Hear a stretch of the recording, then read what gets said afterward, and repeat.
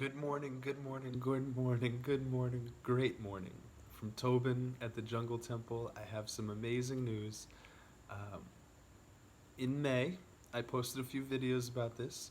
One of my dogs, my third, he was a rescue from the jungle, had this inner nature of a jungle boy. He always wanted to be out on two separate occasions in almost now 2 years that I've had him, or we've had each other since I rescued him over by a set of waterfalls with my friend Natalia.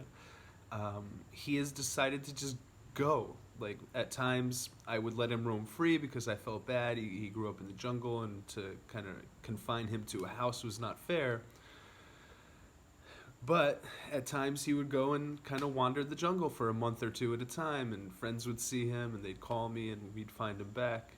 Um, but in May, he went, and although the last I saw him, he was frolicking and having fun in the papaya fields, I got nervous because nobody had really seen him. He hadn't come back, and he usually would come back every night before the sunset, and it was rainy season, so it's dangerous and it's scary, and there's lots of thunder, and we're deep in the mountains here, and there's a big river about a kilometer behind my house that he could have access to, and there's crocodiles in it, and with rainy season the waters are muddied and murky, so you can't really see what's going on. And we have jaguars, we have black panthers, we have pumas, we have coyotes, we have an array of smaller big cats like jaguarundis and ocelots, and just tons of things that he could have gotten in fights with. There's terciopellos, like the fer-de-lance snake, that could have got him. There's poison frogs. There's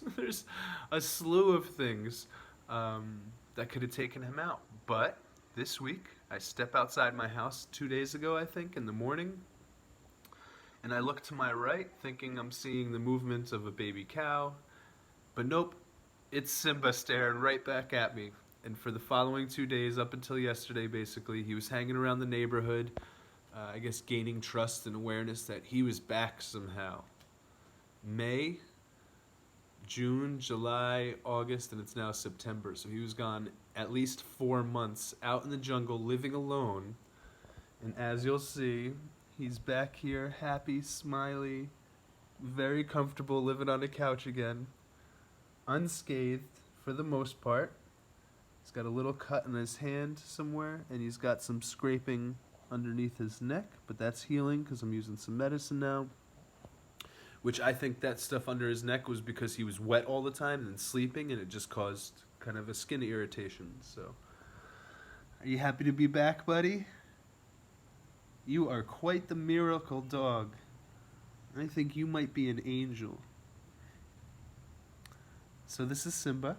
You guys have seen him in videos in the past, and I honestly kind of set my mind to the fact that I might not ever see him again. About a month ago, I was walking a few kilometers from my house, and I thought I heard him in the jungle on the other side of the river yelling, because he's got a very unique voice.